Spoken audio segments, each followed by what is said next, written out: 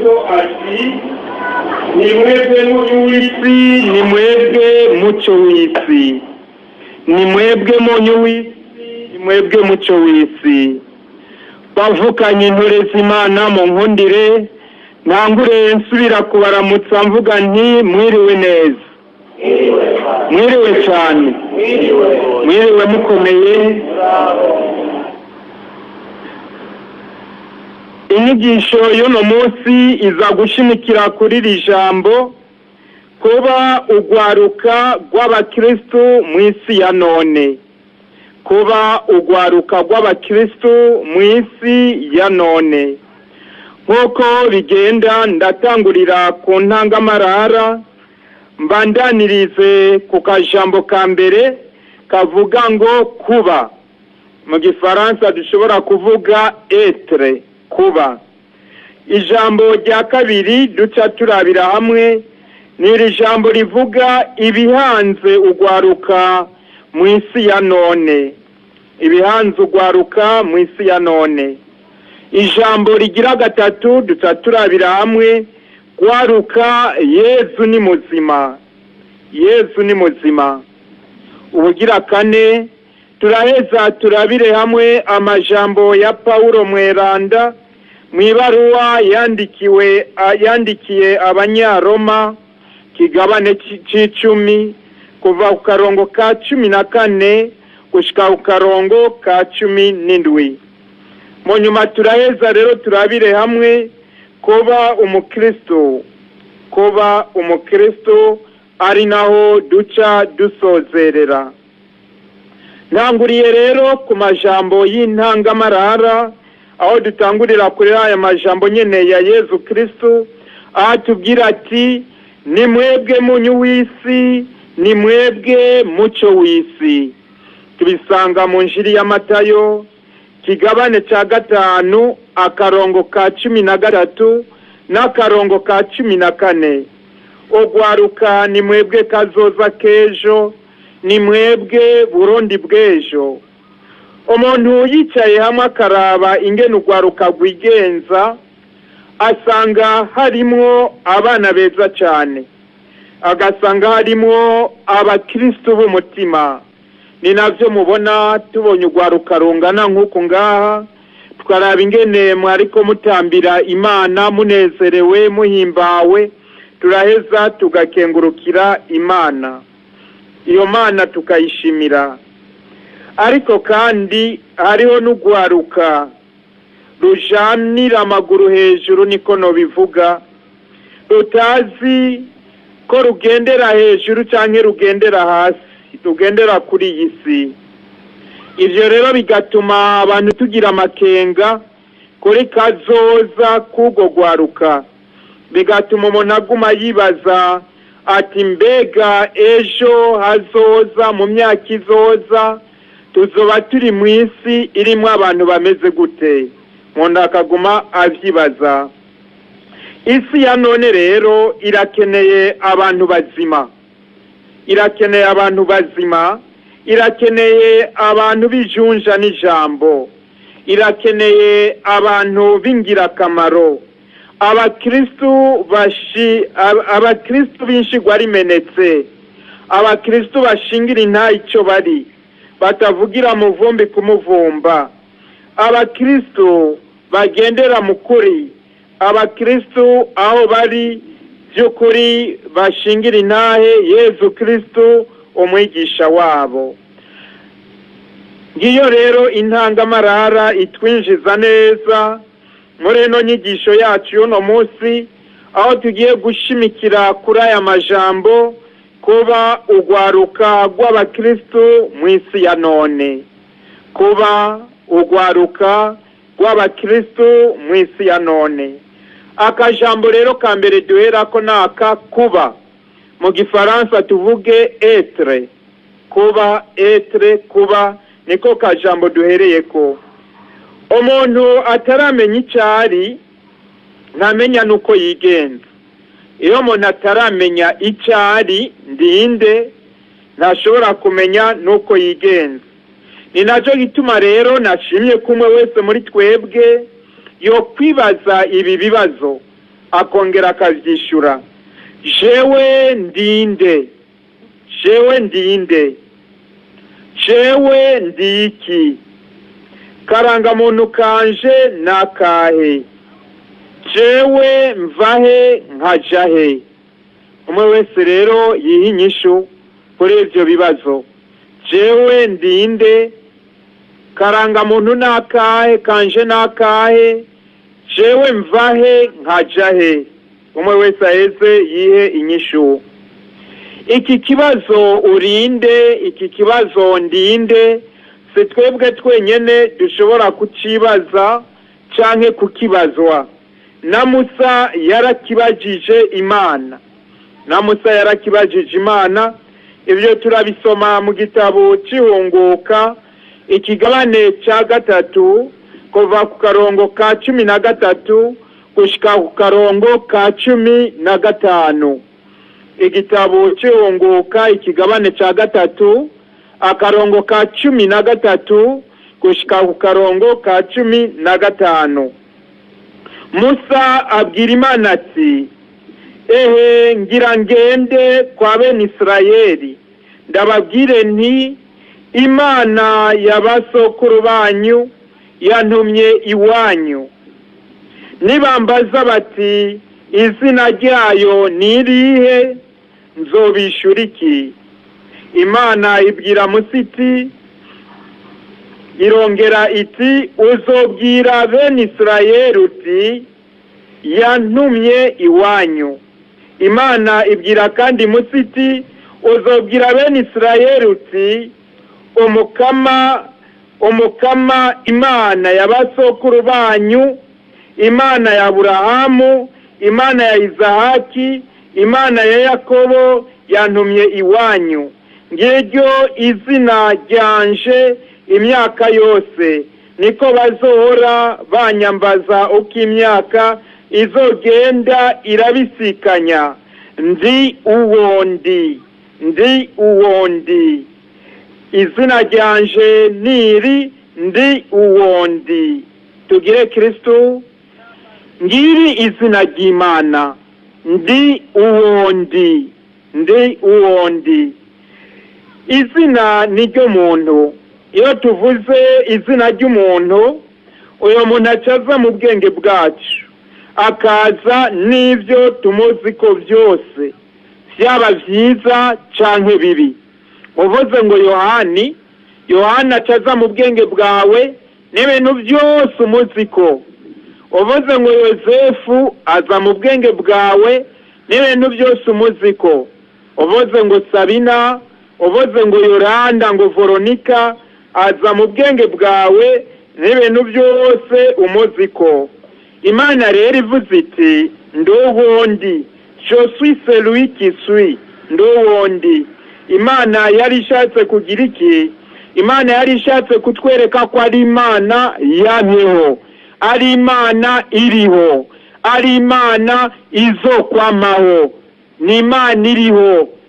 N'abazovuka mu myaka izoza bazosanga iyo Mana iriho.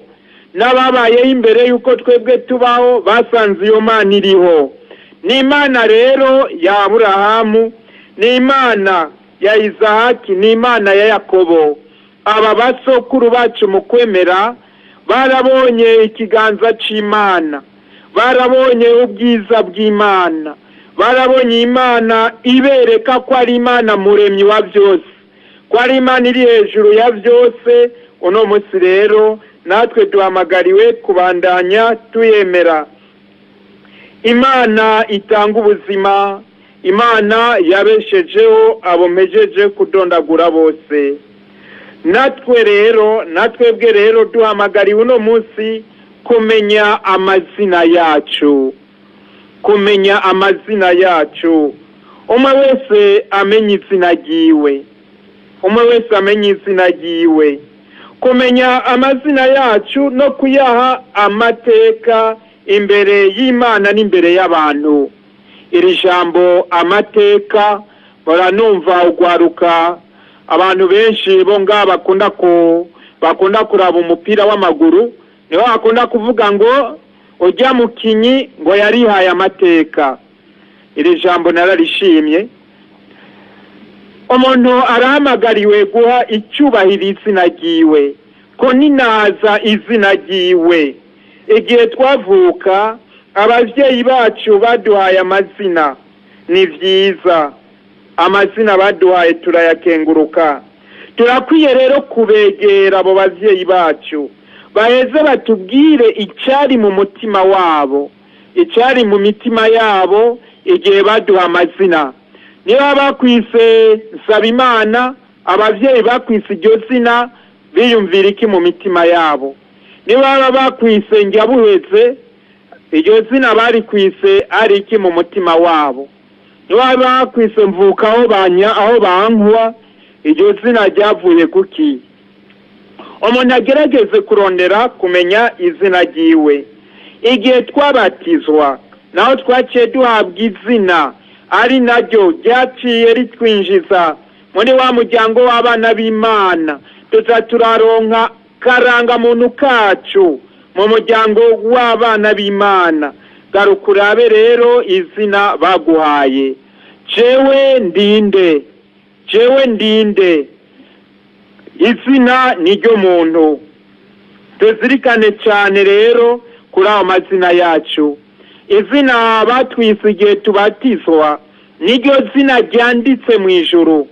Niwagenda wewe ukarifutanya, hageze kuja mu ijuru izina ryawe bazoribura. Sinzi ko mumaze kubibona. Iyo umuntu yakoze ikibazo cya leta, hama bageze kuzana amanota cyangwa bageze kwafisha amazina, ugasanga bagusimvye, sinzi ko murabona imibabaro umuntu agira. Iyo mvire rero nawe niwasanga izina ryawe hageze ko dushiki wacu kumana mu ijuru, uciye usanga iryo zina ryawe ataririyo, ingene umuntu azobabara. Ubu rero umwe wese rero ndamusabe ashira ikiganza ku mutima wiwe. Umwe wese ndamusaba ashira ikiganza ku mutima wiwe. Yego. Gomba rero ndakubaze wewe umwe wese mu izina ryiwe. Izina ryawe riracyari izina ry'umwana w'Imana? Izina ryawe kandi Ntazimana? Izina ryawe si izina rikoreshwa n'abandi bantu? Izina ryawe ni izina giha icubahiro? Rero ni umwe wese rero yotakanya zirikanira. Uno munsi hari ahantu hageze ntumera nk'abandi.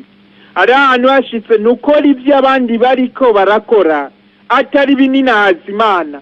Kuko imbere y'Imana ni wewe kandi ni wewe wenyene. Mu Gifaransa tuvuga duti tu es l'unique et l'irremplaçable. Nta muntu n'umwe ashobora kuba mu kibanza cawe, nta muntu n'umwe ashobora kugusubirira, nta n'umwe ariho. Ni naco gituma icuri nukibe. Niwaba uri umwana w'Imana numube. Ushitse ahantu hari abasuzugura Imana, wewe utegerezwa kuguma uri umwana w'Imana. Kogera Imana ihabwa icubahiro mu izina ryawe no mu buzima bwawe. Turabe rero ibyiza dutaka amazina yacu, koko abayiteka amazina yabo bazonezerwa mu ijuru, bazonezerwa bongere bibanire n'Imana mu ijuru. Abafutanya amazina yabo nabo muravyumva yuko bazoheza nabo babone amahano, niko no bivuga, bazoheza baje mu mwijima, umuco w'abana b'Imana ntibazowushikira. Izina rero niryo muntu, izina niryo muntu. Tubandanye rero tuzirikanira aho nyene, mbega ugwaruka guno munsi nibihe bintu birubuza guhiteka no guha icyubahiro amazina yabo? Ni ikihe kintu kibibuza? Ndi ngaha narigeze kugenda mu muryango, muri uwo muryango nshitseyo umukenyezi waho arambwira ati, patiri jewe nibarutse abakobwa abigeme gusa. Amubaza ati abigeme bangahe Gamufasi? Wabigeme 6. Ati none ikiguhimbara niki? Ati kimpimbara nuko ababanyi bose ngaha mu kibano bashingira intahe abana banje, baza no kubanuza, baza no kubansaba iyo bafise imigambi bariko barakora ngo ndabarungikira abana banje baje kubafasha. Ati ico kirampimbara kuko abana banje bantejeje iteka ngaha mu kibano. Murumva ko biryoshe cyane rero. Ngomba ndabasaba mwabwira aho bicaranye ati nawe urahiteka abavyeyi bakuvyaye, urahiteka abavyeyi bakuvyaye. Mora ndabibona kandi hari igihe abantu bahora bagenda kuburana mu masentare bamaze gushikaho kumva ariko baravuga ngo dusenge Imana idufashe ngo haze naka, ngo jya ntarya ibiturire, ngo jya nta muntu arenganya, ngo jya aratumbereza ijambo. Ukumva bariko bavuga gutyo abantu bagiye kuburana. Ivyo byose birahimbaye, birateye iteka.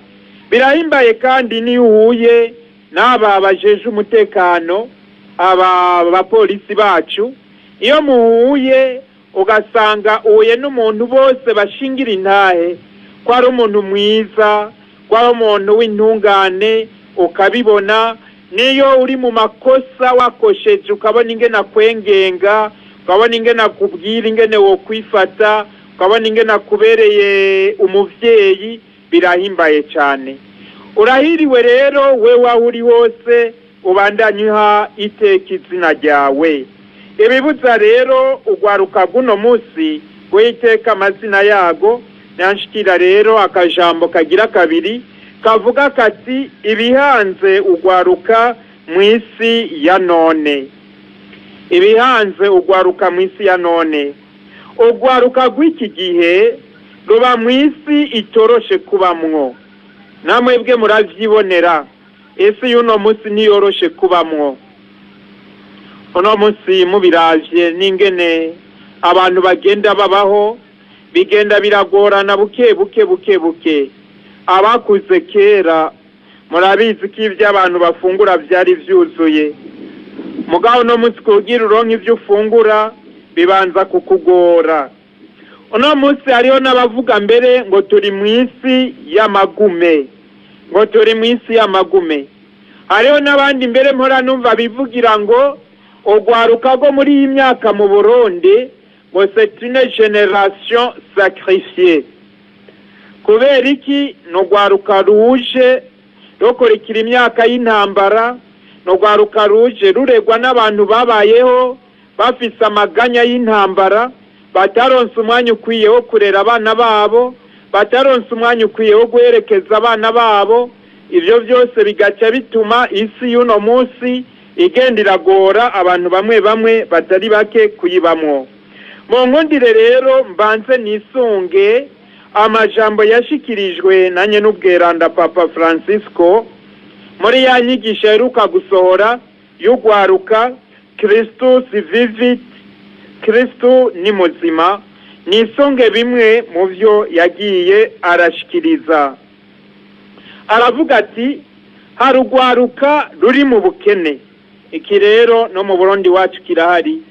Ugwaruka ruri mu bukene, abataronka amahera y'ishuri, abataronka ico bafungura, abataronka gahuzu bifuza kwambara, inkome zitaronka utuvuta two kwisiga.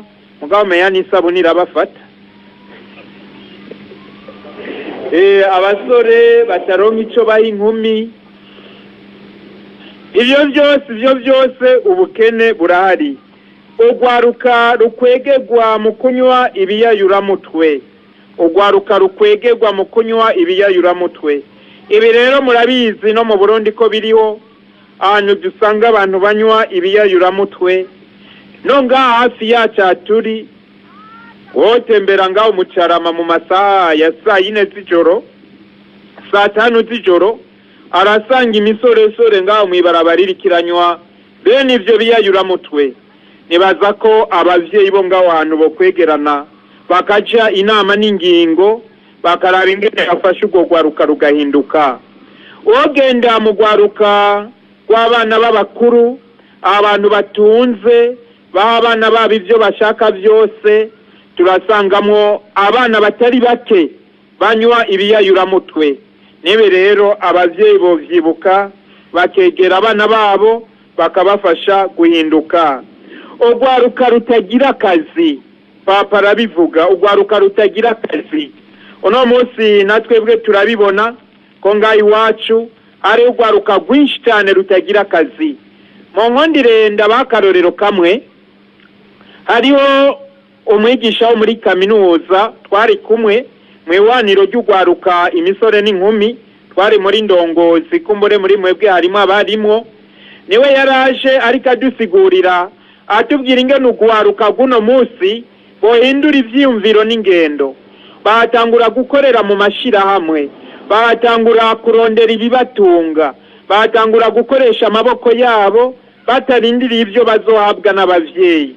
Niwe yaca atubwira ati abantu barindiye ubuzi bwa leta boba sinovuga barazeruka, mugabo boba baribaza cyane.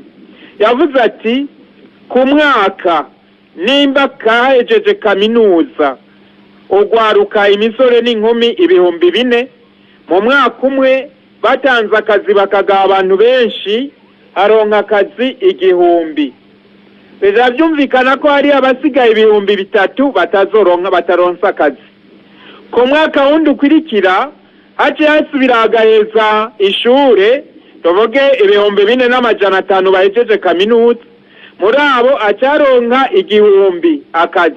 Tubatabo rero 3,000 basigaye ku mwaka uheze, wongere ko nabi 3,500 bace biyongera ko kuri uno mwaka, noga mu myaka nka 10 iri imbere turazana dufise nk'abantu 50,000 bahejeje kaminuza batagira akazi. Niho rero yaca avuga ati umujene w'inkerebutsi atangura kwironderera akazi aciga muri primaire, ahatangura kwironderera akazi. Turabandanije, papa cabandanya avuga ati urwaruka rukwegegwa muri politiki. Urwaruka rwamara gushika muri politiki rugaca ruba urukoreshwa n'abanyepolitiki, bakarujana iyo bashaka, bakabakoza ivyo bashaka, bakabatuma ivyo bashaka. Acabandanya papa avuga kandi ati urwaruka ruhabwa inyigisho zitarizo, ruhabwa inyigisho zitarizo, bamara kuzishira mu rwaruka, rwaruka rugaca rutakara, rwaruka rugaca rutakara. Kubera iki? Inyigisho zitarizo rwagiye rurigishwa. Arabanda akavuga kandi ati urwaruka rufata inzira y'ubuhumbu. Twarakivuze ku munsi w'ejo, urwaruka rufata inzira y'ubuhumbu. Hanyuma urwaruka rukoreshwa mu bugizi bwa nabi. Wasanga abantu bakeneye gukora ikibi bakoresha urwaruka, batuma urwaruka rukoreshwa mu bugizi bwa nabi. Urwaruka rwigunga rukinuba abandi bantu, wasanga urwo rwaruka n'umujene ashima kuguma ari wenyene, kwama ari wenyene, kwigumira mu cyumba, kutaja hamwe n'abandi bantu. Wasanga niyo yagize ikintu aronka ni satuntu twanje, nta wundi muntu n'umwe bayaga basangira ivyo afise, nta wundi n'umwe. Hama urwaruka rwandura ingwara zitandukanye zandukira ziciye mu bihimba vy'irondoka. Gacabamwo na wa mugera wa sida, gacabamwo na sida.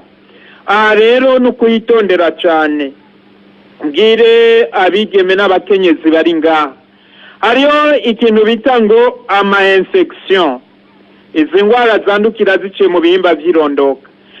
Mbwire abakenyezi, hari igihe wumva ugwaye umurondera kwiyagaza cyangwa ukabona uduherehere, bibwirwa benshi bikumva bene byo bariko barabyumva mbega. Hama umuntu agaca atinya kuja kwa muganga, tanguye kumva bene izo ngorane, nyarukira kwa muganga, nyarukira kwa muganga. Hanyuma kwa muganga bakuvure.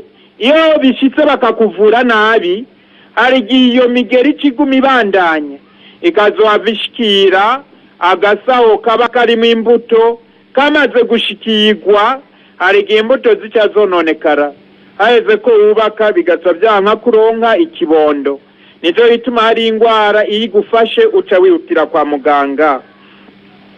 Ikindi batubwira ni abaraba amareresi y'ibiterasoni. Wasanga ugwaruka ruguma ruraba amareresi y'ibiterasoni, navuga amafilme y'ubusambanyi, amafilme y'abantu bambaye ubusa. Ubu noneho ariyo nabo usanga babihana mu matelefone. Ibyo byose papa avuga ati birageramiye ugwaruka, kuko bituma uwabiravye asambuka mu bwenge, bituma uwabiravye asambuka mu vyiyumviro, ubuzima bugahava rero butangura kugenda buramugora. Tugire Kristo. Hari umukobwa nzi yiyubaha, uwo mukobwa yari afise umusore yamurondera. Uwo musore akamamurondera ngo barenge ibwirizwa rya 6, uno mukobwa akaguma mwankira. Niyo rero umunsi umwe yamuhamagaye, ashitse agiye kumuraba, aramubwira ngo karibu mu nzu.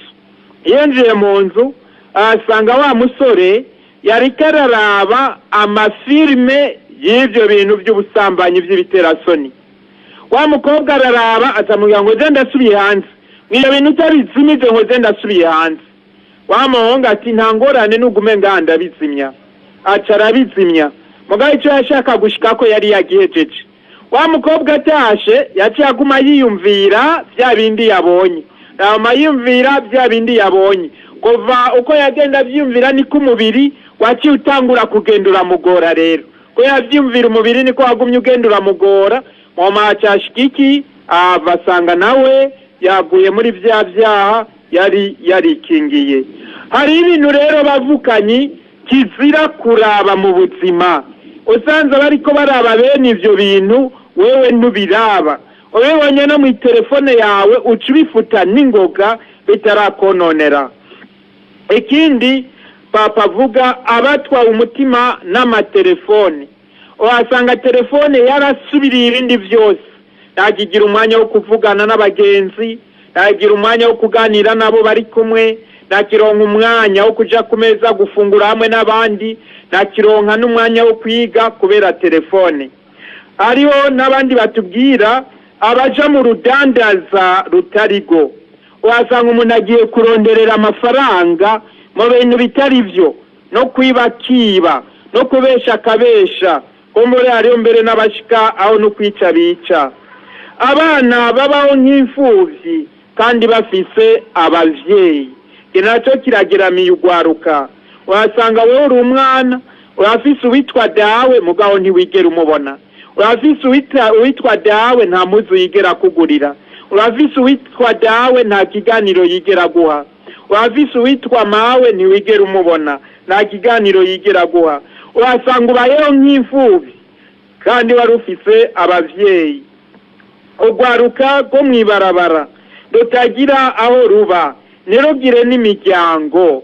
Niki kirageramiye ugwaruka rwo mwibarabara rutagira aho ruba, rutagira n'imiryango. Hama ugwaruka rubona ko indero ya kera yataye igihe, rugashaka kujanira amaguru hejuru ngo nibigezweho. Nivyo ko imico itera imbere ni vyiza, ariko kandi muri iyo mico yacu harimo ibintu vyiza cyane dutegerezwa kugwanira, dutegerezwa guharanira imico yacu, imico y'abasokuru. Ibi turategerezwa kubiharanira. Ugwaruka rufise imitima yuzuye imibabaro n'intuntu biva ku bintu bibi gwaciyemo. Wasanga ugwaruka gwaraciye mu bintu bibi, ugasanga ahantu yicaye ntagitwenga kubera imibabaro no kubera intuntu yatewe n'ibintu yaciyemo. Ugwaruka rutonujwe n'ivyarushikiye, ugwaruka rwarenganijwe canke rugatotezwa. Ugasanga hari ugwaruka rwarenganijwe, hari ugwaruka rwatotejwe, ngo burya ahantu ari aguma yumva mu mutima ati amahoro agira. Iyo umuntu yatanguye kubura amahoro mu mutima, haca haza rero ivyumviro bibi, haza n'ivyifuzo bibi. Ugwaruka usanga rwarahenzwe mu buzima, rukarondera kwigarura bitagishoboka. ukarondera kwigarura bitagishoboka, urwaruka rwiyagiriza kubera ibicumuro rukora cyangwa amakosa rurimo, hama inyota yo kuja kwibera ahandi, kuja kwibera mu bindi bihugu, uhasanga umuntu nakenguruka igihugu ciwe, nakenguruka habaye, agumana inyota yo kurondera kuja kwibera ahandi. Hari umwana bambwiye ariko abwira se wiwe ati dawe je nkeneye kwiga, ninagera mu 13 zoce ndonka bourse nje kwiga hanze kandi sinzosubira kugaruka muri iki gihugu cy'u Burundi. Muyumvira umwana ciga muri primaire ugasanga yiyumvira uko, ugasanga avuga gutyo, muzamumva ko ari ibintu bitoroshe. Mu Burundi none uno munsi hari urwaruka rwinshi rushaka kuja kwiga hanze, rushaka kwigira mu bindi bihugu kandi rufise abavyeyi batabishoboye, rwese abavyeyi badashobora kubarira amafaranga. Wasanga hariho n'abavyeyi bariye amadeni menshi, basavye ingurane mu mabanke ngo barungike abana babo kwiga hanze kubera babonye ababanyi babarungitse hanze, nabo bakarondera kubigana kandi atavyo bashoboye. Ni byiza ko umuntu akora ibihuye no kwangana, nivyo vyiza.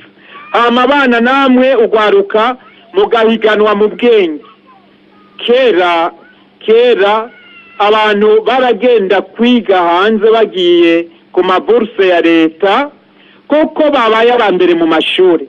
Abana ba ruguru, abana b'abantu b'abakene, warasanga harimo benshi cyane baronka amaburse yo kwiga hanze, bahiganishijwe iki? Ubwenge bwabo, umutwe wabo. None munsi rero byo bavyiza ico kintu gisubiye kugaruka kigakomezwa, abana b'incabwenge akaba aribo baza bararonka ayo maburse, byo abihimbaye cyane kandi bakayaronka ari benshi. Dusabe Imana ivyizo bishoboze igihugu cyacu cy'u Burundi.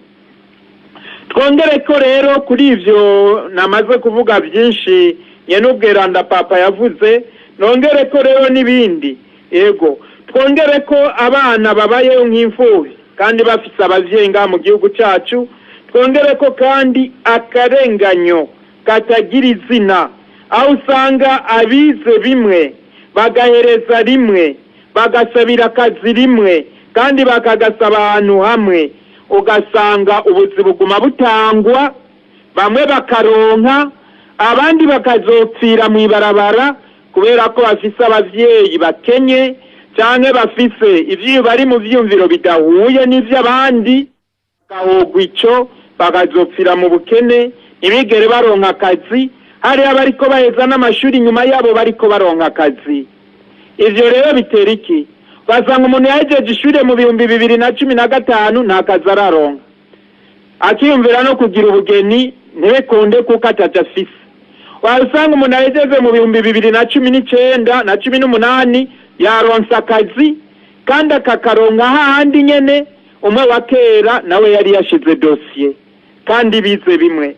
Ibi rero biravyura umutima mubi mu bantu, biratuma urwaruka rugira ivyiyumviro bibi, biratuma abantu benshi bagenda barihebura, bakagenda baraba babi kandi bari basanzwe bari abantu beza. Ababijejwe rero ibintu bo bikorera ko kugira urwaruka rufatwe kumwe kandi rutunganirizwe kumwe. Ikindi tugenda turabona uno munsi kigeramiye urwaruka nikihe? Urwaruka ruhendwa, iki twamaze kukivuga papa yakivuze. Urwaruka ruhendwa rugakoreshwa ibintu bibi, hanyuma vyamara gukomera ababatumye bagaca babihakana. Iki naco nyene rero urwaruka guhagabira cyane, umuntu akayizina agayicubahiro rya zina ryiwe nk'uko twabivuze. Urwaruka rusanga abo babereye abarezi n'abo babereye abavyeyi, ugasanga bahindutse ababagiramwo urudandazo. Nongo mu nkundire ntange akarorero. Twebwe tukiri abana batoyi, nitange ko mbere n'akarorero, igihe je niga mu mwaka wa gatandatu, umwaka wa mbere nari naronse amanota 92 ku majana 2, hama nkandadubura. umwigisha atwigisha mu wa gatandatu yaciye aza muhira atabwira papa wanje ati uyu mwana ntuzumukure mu ishuri, nivyo ndabona ashoboye ibiharuro igifaransa kiramugora, jewe nzomukurikirana nzomufasha gushika atore ikibazo ca leta. Umwaka ukurikirana aciye ndubura ndoboye ntanonka amanota 108, bazafatira ico gihe yako 112, yansubira kudubura. Murumva ko ntari kijuju gose naho naguma ndubura. Umwaka ugira gatatu ntandatora konkuru. Uwo mwigisha yaje muhira noko yahitanywe n'intambara, ntiyashoboye kutubona abo yigishije twabaye abasaseredoti, abandi bahejeje kaminuza. Turamushimira cyane, Imana imuhezagire.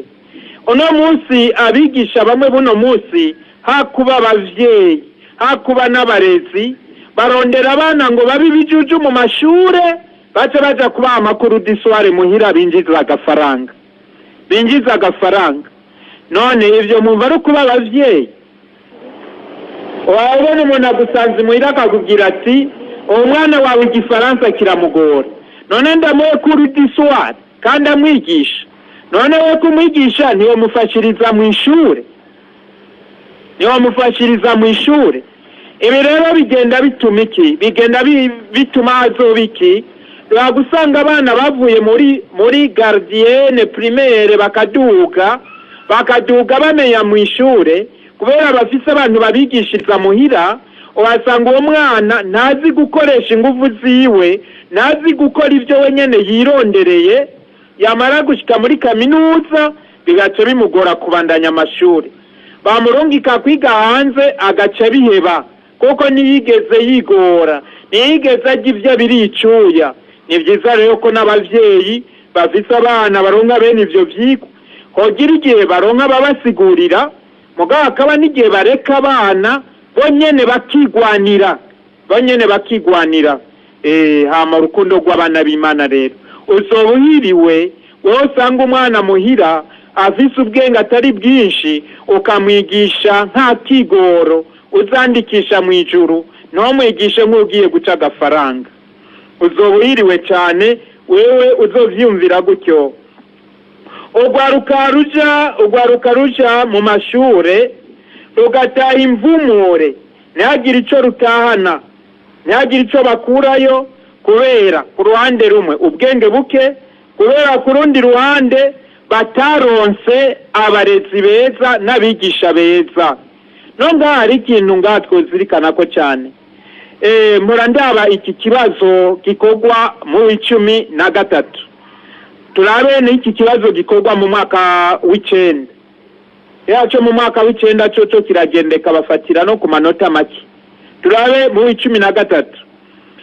Wewe ugasanga wize ku ishure rya ruguru, hari ya ruguru. Niho wahereye mu windwi niho ugiye guhereza ishure. Mu windwi nta bigisha bakwiye waronse, mu 8 nta bigisha bakwiye waronse, mu 13 nta bigisha bakwiye waronse, muri poste fondamentale nta bigisha bakwiye waronse. Mugabo gacuca gukora ikibazo kimwe na babandi bigiye ku matara baronse abigisha bakwiye, baronse n'abagirira y'amakuru d'histoire, mukaja guhiganwa ku kibuga kimwe. Ukaza wumva amanota bafatiyeko namwe kuri mwese, basanga intara yose na abantu bashikana bangahe bamenye, baziga bafise bourse y'igihugu, biga kaminuza bafise bourse y'igihugu, basanga ni babandi bafise ubuzima bworoshe bateye imbere, biguma bigenda bitera imbere. Aha rero hari iki? Ugwaruka ni vyiza ko mugira inyota yo kubona bene ivyo bintu. Iyo mwabibonye muce mwiga cyane, muzogaruke muri ari mwebwe mugenda iwanyu mwigishe.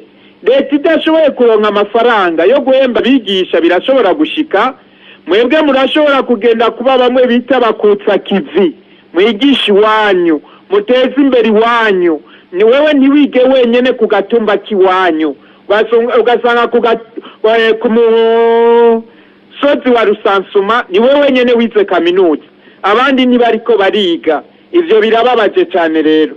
Nibiza yuko mwebwe ugwaruka mugira iyo nyota muronse umushikiranganje wanyu uzotumugira urubanza gutizwe n'umuduga, mugatawe mufisi wanyu muzokwama muri nyuma. Ico rero umuntu akagishiramo umwete. Ariko no ngaha rero ababijejwe babajeje intwaro n'abandi neki bogikorera ko cyane abana bose ugwaruka rukaronka bimwe ugwaruka gose. Ibi rero biri mu bintu bihungabanya ugwaruka. Iyo umwana abonye abana bo kuri aya mashuri bariko bamenya nabo batariko bamenya mu ishure, mu mitima y'ugwaruka harajaho ivyumviro bibi, harajaho ivyifuzo bibi, harajaho kwiyumvira nabi, harajaho n'imibabaro myinshi mu mitima y'ugwaruka. Ikindi twovuga tugenda turabonanga iwacu no gwaruka ruhumbishwa n'abantu bakuze. Ugwaruka ruhumbishwa n'abantu bakuze. Cyangwa ndabasaba ugwaruka menyere kwihagararako. Aho ugwaruka gwanga kwihagararako bagatinya abo bantu bakuze. Aho umuntu akuze uramubwira uti ibyo jensi ndavyemeye. Hama ugwaruka rwatewe ibikomere, rufise ibikomere vyinshi rwatewe no kugendera mu nkundo zitarizo. Urasanga we wari kwegeye mugiye gukundana zitarizo, guhemukira canke bakaguta mu isanganya, wasanga iyo nzira waciyemwo byavuye mu nyuma rero bigenda birakugora ugakomereka cyane ku mutima. Ugwaruka ruca mu nkundo zitarizo. Hama ugwaruka ruri mu buhungiro, ugwaruka rukwegegwa mu madini y'ububeshi. Niki rero kirakaze ngo ngaho iwacu abantu bashinga amadini ngo barondera agafaranga, wasanga baragenda kurondera ugwaruka bakaruta umurundi gwaruka, kandi bariko bagenda mu madini y'ububeshi. Ugwaruka rutazi kurondera ubuzima n'ibindi. Ikibazo rero duca twibaza niki, imbere y'ivyo byose nyenubweranda Papa Francisco yashikirije muri zino nyigisho yahaye ugwaruka go kwisi yose. No haruhande y'ibi byose turiko tuvuga tugenda tubona mu Burundi bwacu, ibibazo umuntu yokwibaza ni vyinshi. Ariko ikibazo umuntu yoca yibaza niki, none hokogwa iki? Ndiko ndabivuga nagiye ndavanga na bimwe mu vyokogwa, ariko dushikire akajambo kagira gatatu: gwaruka Yesu ni muzima. Umwe wese abwira uwo bicaranye ati Yesu ni muzima. Mugabo sinavyumvise neza, mwabivuze? Yesu ni muzima. Yego, hejuru y'ivyo byose twariko tudondagura n'ibindi byinshi tutavuze, Yesu ari kumwe namwe, Yesu ari kumwe natwe, Yesu agendana natwe, Yesu abana natwe, Yesu ni muzima. Yesu ari kumwe natwe ngo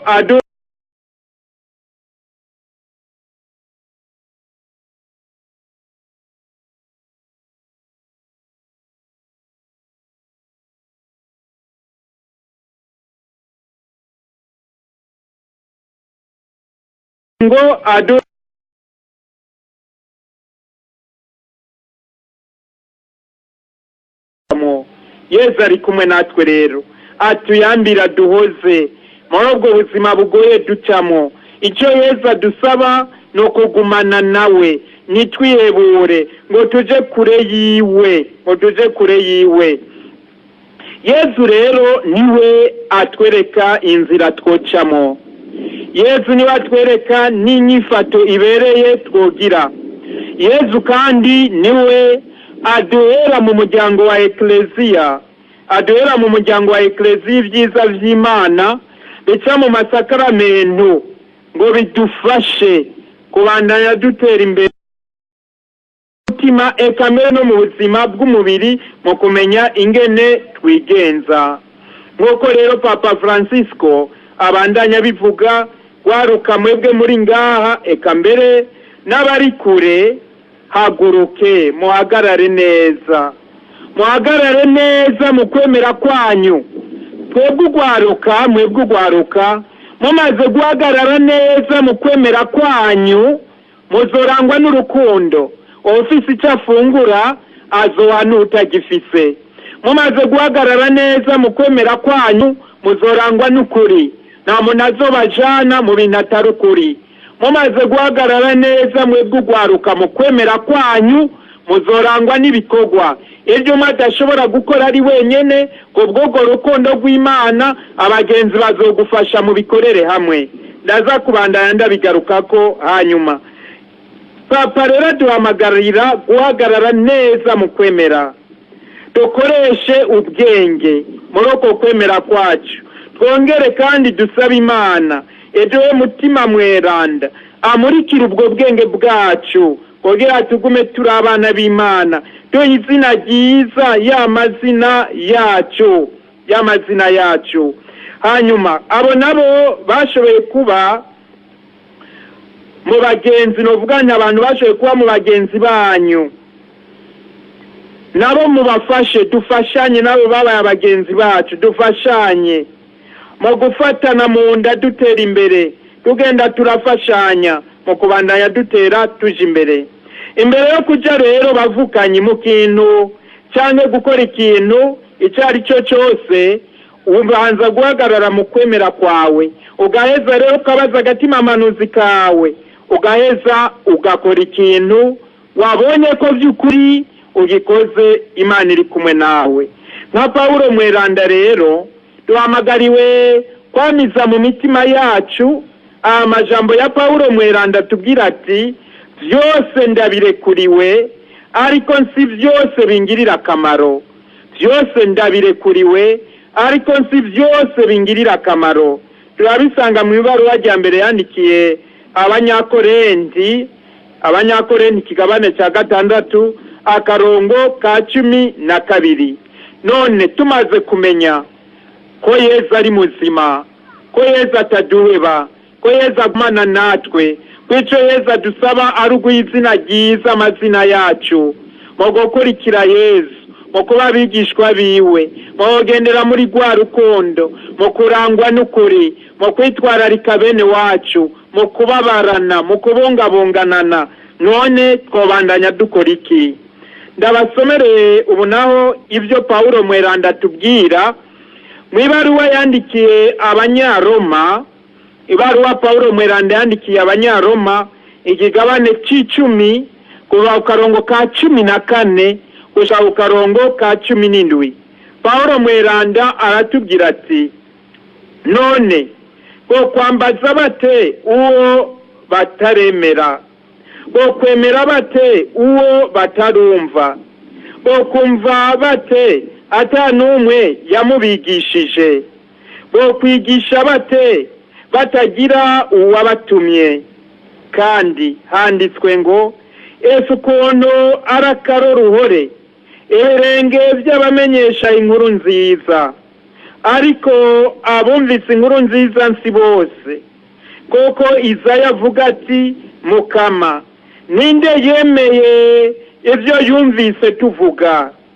Nuko rero ukwemera kuva kukumviriza, ukumviriza nako kukazanwa n'ijambo rya Kristo. Iryo ni ijambo ry'Imana. Muri iri jambo ry'Imana rero harimo amajambo akomeye abandanya dufasha kumenya ingene twokwifata nk'ugwaruka no kumenya icyo twokora nk'ugwaruka.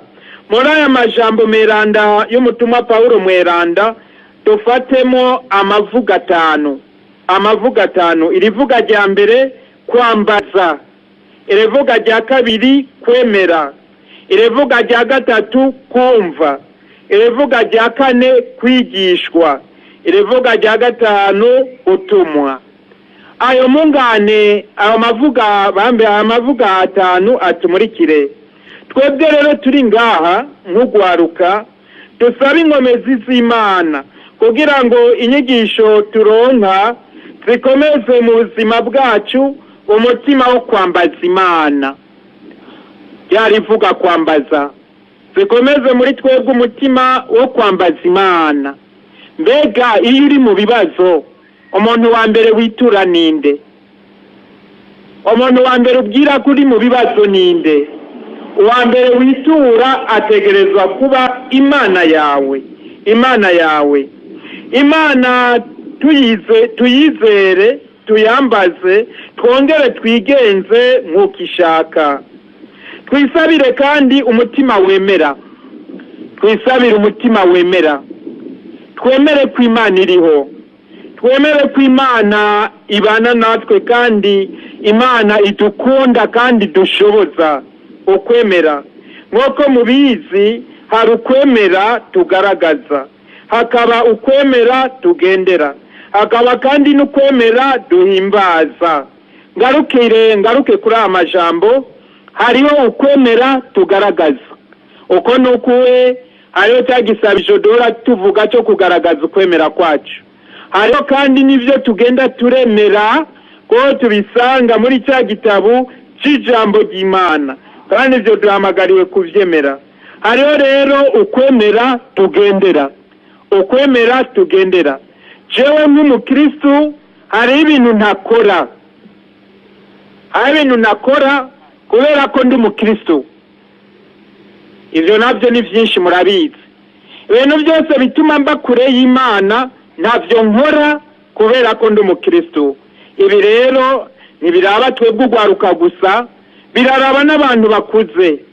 Nturi hari ibintu bidategerezwa gukorerwaho, nturi hari ibintu bidategerezwa kuvugirwaho kubera wewe uri umukristo kandi wari nk'umukristo. Iki rero kirakomeye cyane.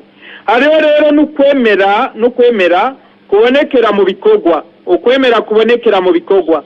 Mwoho mwaje ngaha muri izi nyigisho, uko no kwemera ko mu bikorwa. Mwagiye mu mihari y'ubutumwa n'ukwemera ko mu bikorwa. Mwagiye mu mibano mito n'ukwemera kubonekera mu bikorwa. Ivyo nemera rero ni vyiza ko ndabigendera. Ivyo nemera ni vyiza ko ndabigendera. Twisabire kandi ingabirano yo kumva. Mwavyumvise rivuga ryarimo kumva. Twisabire ingabirano yo kumva. Ijambo ry'Imana ntitwaryumva, tuweze turikundire, ritunyengetere, rishwe no mu misokoro. Riheze iryo jambo ry'Imana rimaze kutunyengetera, turikundire riduhindure. Kandi murabizi, ijambo ry'Imana rirarema, ijambo ry'Imana rirahindura, ijambo ry'Imana rirakiza, ijambo ry'Imana rirabohora, ijambo ry'Imana rirahindura, ijambo ry'Imana ryubaka bishasha. Turikundire rero iryo jambo ry'Imana. Kubandanya tubishweze rero natwe tugende kwigisha abandi. Tugende kwigisha abandi. Ndashimira rero cyane ugwaruka gwitanga ngo twubake isi y'abantu, ngo twubake igihugu cy'abantu. Mubandanye mwitanga gwaruka. Mwitangire Ecclesia, mwitangire Uburundi, mwitangire bene wanyu. Aho muri iri tara ry'umuco wa Kristo ribandanye ryaka. Twubake isi y'abakristo. Mu gihe hari rero bamwe muri twebwe usanga dusenga tutagira Kristo muri twebwe, ndashimira ugwaruka rwahisemo neza, koko rwahisemo Yezu Kristo mu buzima bwanyu. Nanye n'ubweranda Papa Francisco abandanya ashimira, ahezagira, yongera akengurukira ugwaruka rubandanya gwitangira n'urundi gwaruka ngo twubake isi nziza. Ngaho rero mu nkundire ntange uburorero bumwe kugira bubandanye budufasha na twebwe. Hari ugwaruka usanga rufashanya, muramimbagwa iyo numvise mu gwaruka gwiga muri kaminuza, iyo yagize urwara nkaza numva mu ishure bigamwo baterateranije amahera make bashobora kuronka bagafasha uwo muntu ngo ashobore kwiga. Ivyo ndabikenguruka cyane, birafasha cyane kugira ibintu bigende neza. Ndashimira kandi ugwaruka usanga rugenda mu bitaro rugaheza rugafasha abantu bagwaye. N'ivyo byose turabikenguruka bafashanya. Turashimira kandi ugwaruka ruhanurana. Eka mbere no muri ibi bya politike wasanga ari ugwaruka ruhanurana rugenda ruraremeshanya ruhanurana kubw'ijambo ry'Imana bumvise. Ndashimira kandi urwaruka rudahemuka. Muri urwo rwaruka rudahemuka ari akarorero nkunda gutanga turi kumwe n'urwaruka ngaha muri Sokarti canke no mu Kamenge. Ako karorero nkunda gutanga naka, umwigeme yakundana n'umuhungu, hama uwo muhungu bakundana akama musaba ngo barenge ibwirizwa rya 6. hama no mwigeme araheza aramwankira, ahejeje kumwankira baca barahebana. Bamaze guhebana umwigeme aragenda mu vyiwe, umuhungu aragenda mu vyiwe.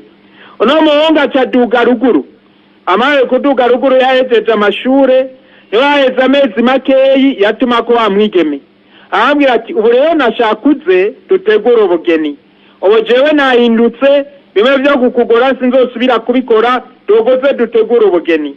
Wa mwigeme acaza guhanuza umuntu, uwo muntu yanuje ataramubwira ati ntuzojeyo. Uwo muhungu akurondera namanuke abari wagusanga ngaha, si wewe wogendayo. Wa mwigeme abirengako acaragenda. Ahise kwa wa muhungu ijoro rya mbere, uno muhungu aramureka, uno mwigeme ararana n'abakobwa bavukana n'uno muhungu. Kwe mu gitondo wa mwigeme acarasezera ati ngomba ntahe. Arambwira ati oya, banza urindire nituraheza kuganira, nituraheza gupanga. Turaheze ku mugoroba bagiye kuryama, uno mwigeme araryama ari kumwe n'abandi bigeme bavukana na wa muhungu. Azabona umwigeme wa mbere arasohotse, azabona wa kabiri arasohotse, umuhungu aca arinjira. Yenjira aca aragira wa mwigeme ati ubu rero byarangiye, wabaye umugore, telefone abiwanyu ubasezere. Uriya mukobwa aca aramubwira ati jewe sinaje ngaha gucikira, nimba wiyumvira ko ushobora kuncikiza, jewe kubw'izina ry'Imana nemera n'ubwo bw'ubukristo bwanje sindakwemerera. Uriya muhungu agaca yugurura ivarisi, aca amuha impuzu akugira mwemeze, amuha impuzu ati nakubwiye ko byarangiye. Umukobwa aramwankira, umuhungu aca arondera gukoresha ingufu. Uriya mukobwa baca baragwana muri ico cumba ijoro ryose bakirana. Umukobwa aca ava ari muzima, aca yitahira mu gitondo ari muzima, mugabo yari yakomeretse ariko yatashe ari muzima. Ugire Kristo barizo uwo mukobwa mwicaranye uti wewe kuri umukristo ibyo wobishobora? Mumbarike.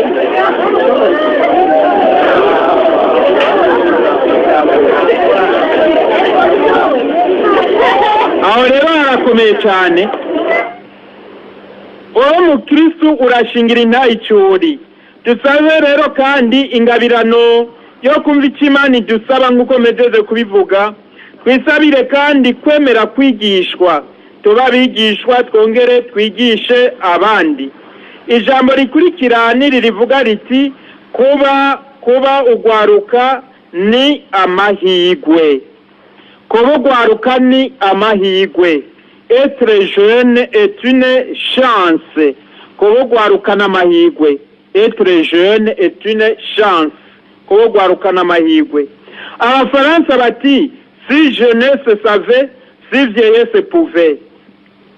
Ukiri muto, imiryango yose y'ubuzima iba icuguruye imbere yawe. Uba ugishobora kwiga ugashika kure. Uba ugifise inguvu zo gukora no kuja kure. Uba ugishobora kwitegurira kazoza. Ariko umaze gukura, umaze gusaza, hari ibintu wifuza gukora ugasanga utakibishoboye. Uraraba kahise ka ugatangura kwicuza. Kuba rero ugwaruka n'amahigwe. Être jeune est une chance, n'amahigwe. N'igihe cyiza cyo gusenga, n'igihe cyiza cyo kwiha ingingo ngenderwako, le principe de vie ugenderako. N'igihe cyiza cyo kurondera abagenzi benshi kandi abagenzi beza musangira imigambi yo kwiteza imbere. N'igihe cyiza cyo kwerekana icyo ushoboye. N'igihe cyiza cyo kwinonora imitsi ukagira agasiporo ugira ubuzima bwiza. N'igihe cyiza cyo kuba mu mihari n'imigwi y'ubutumwa. ni igihe cyiza cyo kujya mu mibano mito mito muteze imbere ekereziya yawe, ni igihe cyiza cyo kubaka kamere yawe, cyo no kwita karagitere yawe, ni igihe cyiza cyo gukomeza ingeso nziza, ukuri, ubutungane, ukwigerera, ukwemera, urukundo, ukwizera. Ni igihe cyiza cyo gukomeza izo ngeso nziza. Nicyo gituma ikintu gisumba ibindi byose we wa mujene uri ngaha no kurondera Kristo no kuba umukristo. Nyandangiriza rero kuri aka kajambo ka nyuma kavuga gati kuba umukristo, kuba umukristo. Imbere yo kuba umukristo ubanza kuba umuntu nawe arangwa n'iki? Yaremanywe agashusho k'Imana, aremerwa gusa n'Imana. Umuntu Imana yaramuhaye ubwenge ngo abukoreshe mu kuyimenya, mu kuyisenga, mu kuyikunda no mu kuyigamburukira. Umuntu Imana yaramuhaye agatima manuzi ngo yumve ijwi ry'Imana rivugira muri we aheza rigamburuke. Umuntu Imana yaramuhaye ugushaka ngo ashake byiza, yifuze byiza kandi akore byiza. Umuntu Imana yaramuhaye umwidegemvyo ngo awukoreshe mu kuba mukuri no mu gukora ivy'Imana ishaka. Ubanza kuba umuntu rero. Utaraba umuntu bica bikugora kuba n'umukristo. Umukristo arangwa nawe niki? Umukristo n'umuntu yabatijwe. Umukristo n'umuntu agendera urukundo, arangwa n'ukuri, arangwa n'igisabisho cyangwa ivyamwa. Ejo twarabivuze, agendera mu butungane. Wewe rero wa mujene uri ngaha niwumva inyota yo kuba umuntu, wumva inyota yo kuba umukristo no gushingira intahe icuri. Tugire Kristo. Ni mwebwe rero gwaruka kazoza ku Burundi na ekereziya, nimuhaguruke rero mwubake kazoza kanyu, muhaguruke mwubake ubuzima bwanyu, ubuzima bwanyu mu kuba abakristo b'ukuri bashira mu ngiro ukwemera kwabo bakagushingira intahe, mu kuja hamwe n'abandi cyangwa mu kuja hamwe mwebwe nyene, mugire udushira hamwe, muze murakorera hamwe, mufashanye kwiteza imbere. Imana rero ibahezagire cyane muti twese. Imana ibahezagire cyane. Imana ibahe ubwenge bukomeye. Imana ibahe ingabirano yo kuyimenya. Imana ibahe kubandanya mukurira mu rukundo, mu bwitonzi no mu bwiza bw'Imana. Imana ibahezagire cyane, mubandanye mudusabira na twebwe. Murakoze cyane. Je vous aime kuko Imana nayo ibakunda.